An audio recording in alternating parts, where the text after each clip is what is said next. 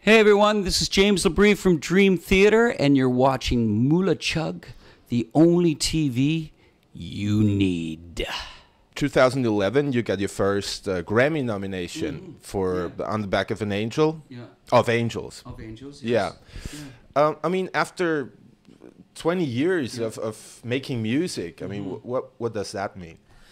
Well, I guess, you know, it's definitely a nod from the industry saying that, you know, we've acknowledged you, and we do know that you are of relevance to what is going on musically, and you know, we as an academy are voting. You know, we're voting for you, and we you know, so if anything, I mean, I personally thought that it would be something that would elude us our entire career. I didn't think that we'd ever be recognized in that industry because it you know, I mean, and I'm not dissing it, I'm not putting it down, but it tends to gravitate more towards the more pop, iconic culture, you know, and so, and not that it does, and I mean, obviously there's 78 categories, so I mean, yeah, you do have jazz, and you have the fusion, and you have the you know, the country, and everything else that's going on, the classical.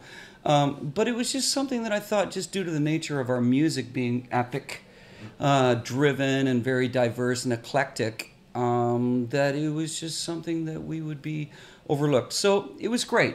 You know, it's our introduction into that arena, so to speak. But I don't think it's our last time being there. I think now that we've got a bit of the bug, we're saying, you know, there's no reason why on the next album, you know, that some other song might not be considered. And it's not with us going in with the intention, okay, we've got to write a song like this so that it's, you know, something that we're assured that's going to, you know, enable us to become once again a nominee. It's not anything like that. Is if it happens naturally and like it did now, this time, then great, perfect. Yeah. A couple more years, you could be inducted in the Rock and Roll Hall of Fame. You looking forward to that?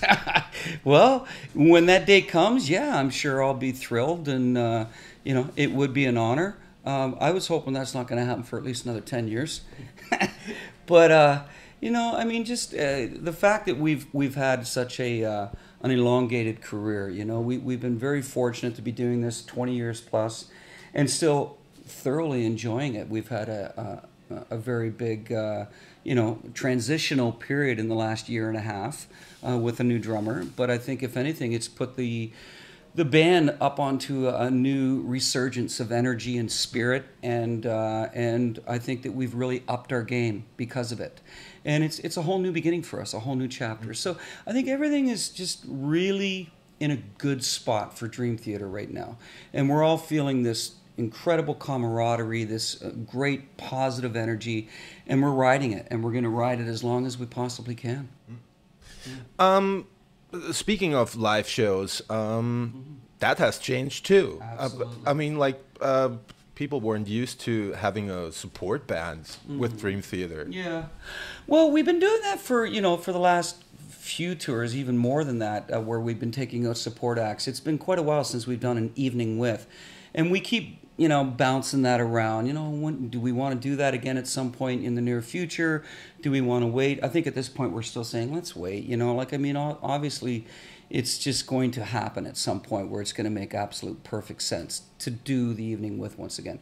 I think that it's just working really well. I think that the major difference with this particular tour is that we've once again, you know, not only has the band, I think, musically really become re-inspired, but I think production-wise, we've really brought that to another level, and it's quite exciting what's going on visually and sonically, obviously. We've really deferred to our technicians out there, whether it be the videographer, our lighting director, our audio engineer, as to where and how the entire big picture should be presented. So I think in that, and on that level, it's really brought something new to the fans when they come out to see the show on this tour. They're going, wow, you know, I was expecting a good show, but I didn't expect it to go there and have that kind of dimension to it. It's not just musicians, so it's a whole package of people. No, it is. You know, I mean, we are as much into the entertaining part of it as we are knowing that, you know, a lot of people are there to view the musicianship and stuff like that. So we're cognizant of that fact, but at the same time, we want to have a great time, you know. And the only way that you can truly interact with your fans is to be up there and really taking in the moment and keeping it extremely visually stimulating. It was in 1998 in Rotterdam, your semi-acoustic show. Yeah.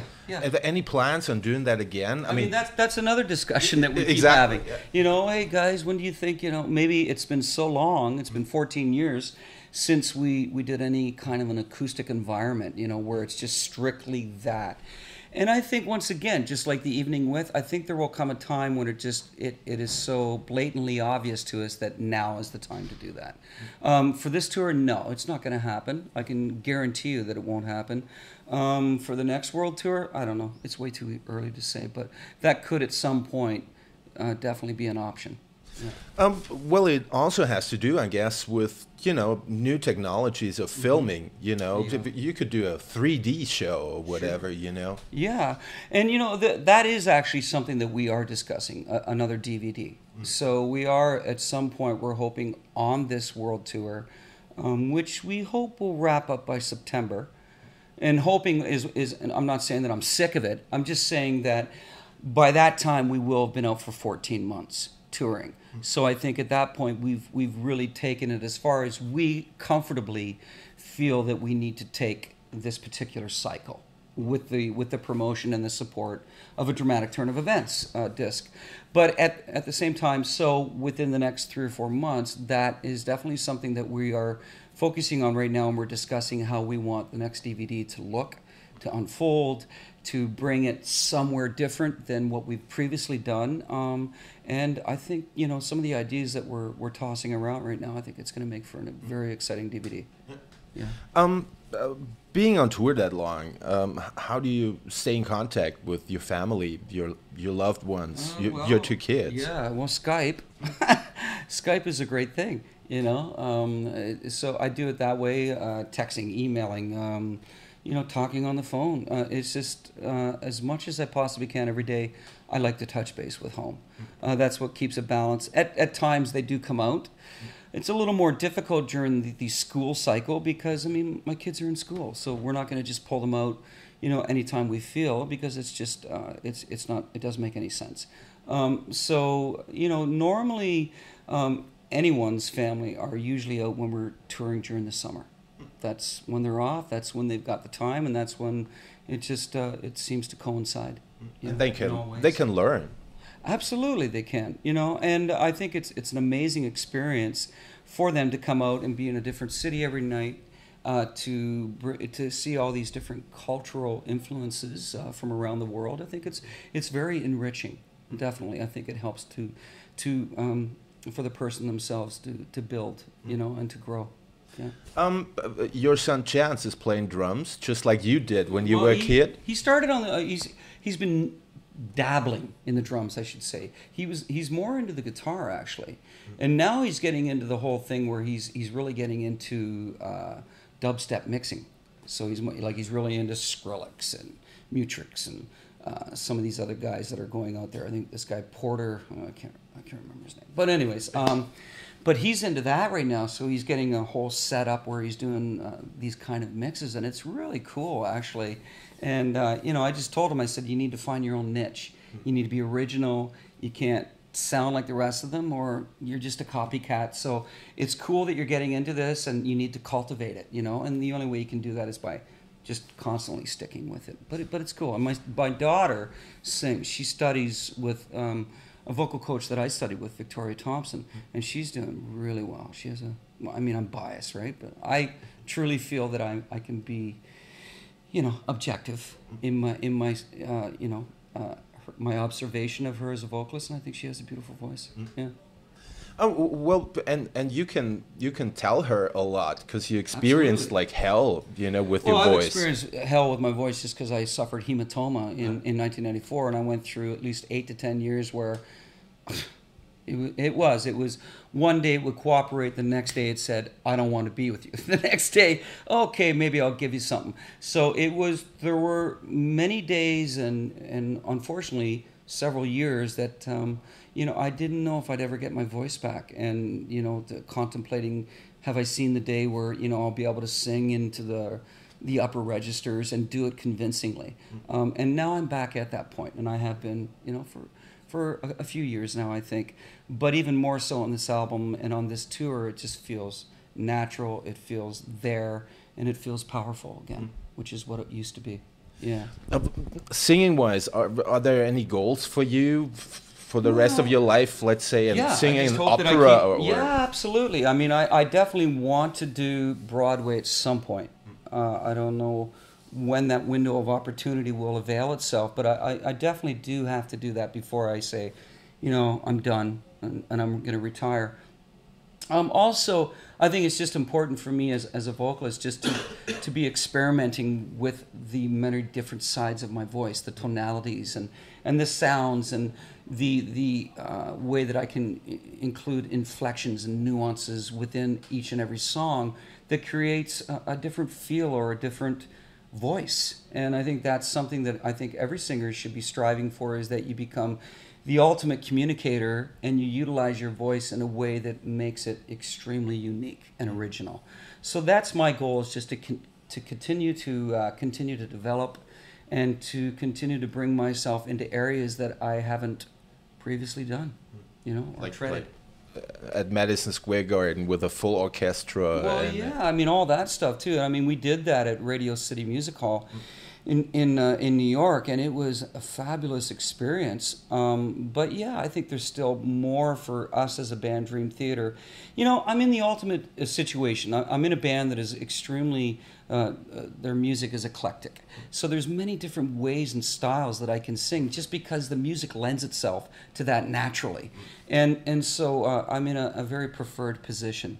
And there's an amazing template for me to vibe off of, to breathe off of as a singer, as a vocalist, and as a frontman. So there's still so much for, I think, me personally to attain and to achieve. And as a band as a whole, I think there's so much in us still to come. Yeah. Well, performing the songs is one side, writing and creating the songs another. How much has your involvement in the creation? Well, it definitely changed on this album, because, you know, it was the four of us, and it was just a very comfortable and a completely different environment than what it used to be, in the sense that the communication was very strong amongst the four of us being Jordan, John Petrucci, John Mayung, myself. So it was easily an environment where it was easy for us to communicate. And so it was easy for me to express myself, or to come in and say, I'm hearing this riff, or I've got this melody, or while you're doing that section of the song, I'm also hearing this, what do you think of that? So my involvement was more involved, and I was extremely involved in the vocal melodies throughout the album. So, you know, that's where I brought it up at another level. And, you know, it was similar in many ways to the way that I approach my solo albums with Matt Guillory. Matt Guillory and I are the main writers of that, and I'm hands-on for everything. Not that that was with Dream Theater, because, I mean, you got John Petrucci and Jordan, who have been the main writers of the band for as long as you can look back. They were always the main contributors of the songs.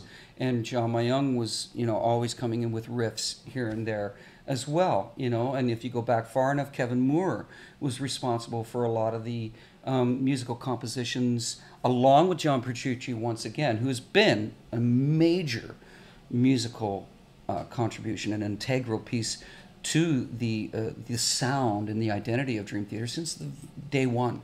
You know, he is the man. And so even Kevin Moore, you know, when they were doing When Dream and Day Unite, Images and Words, and Awake, well, Awake not so much. That's when we kind of felt that he was going in his direction, but he still was involved. But so, I mean, I think where this album really shows itself is that there is that unison, that cohesiveness amongst the members, and I think the music is a reflection of that. And I think, you know, the fact that we wanted to get back into, you know, reinvesting our musical stylings from our roots, I think that, you know, really weighs heavily on this album, and in a very positive way. And I think also that we were very unified in the sense that we wanted to really keep a handle on the balance between the progressive and the heavy metal elements, which are the two predominant elements of Dream Theater. They always have been. But I think we've been a little guilty in the past where one overtakes the other, whether it's the metal being a little too much in your face and the progressive takes a back seat, or, you know, vice versa, whatever. So with this album, it was more, you know, we need to really make sure that they complement one another, and it's more like a marriage, a very functioning and a very positive situation that will definitely, I think, convey and translate well with the fans. Yeah. Yeah. Well, good to hear. Yeah. One more thing. Okay. 2012.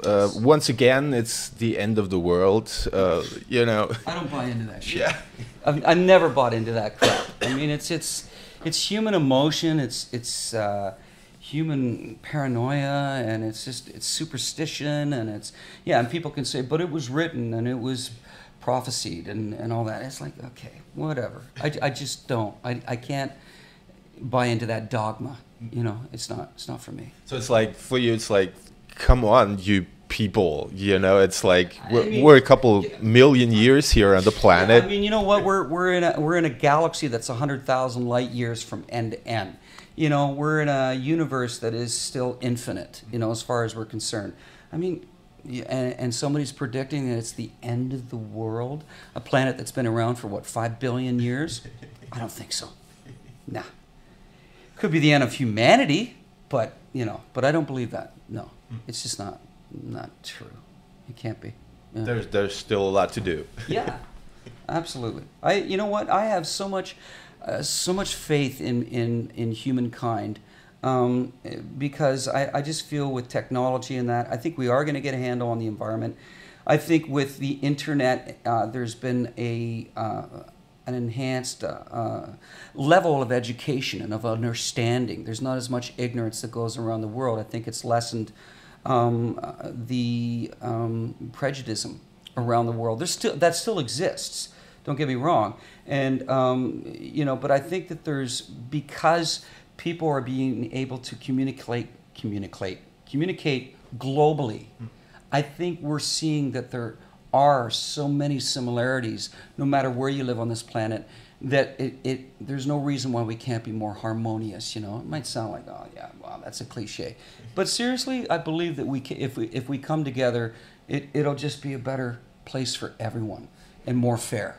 Exactly. You know, and that's the other thing too. Equality is becoming. Because the people are having a voice now, and they feel that it's the right. Look what's happening in the Middle East. Sure. I mean, oh my God, this is unprecedented. What's going on? But what it says is that everyone says, no. I realize from my view and my observation of the rest of the world that we should all be able to have the same thing, and that is freedom of speech, freedom to be able to attain whatever it is our dreams are, and no one should have ruling over that. No one should be able to be a tyrant or oppressing. You know, oppressive in any sense. So, yeah, it's all excellent. Good. Thank you. Political in the end. MULATSCHAG!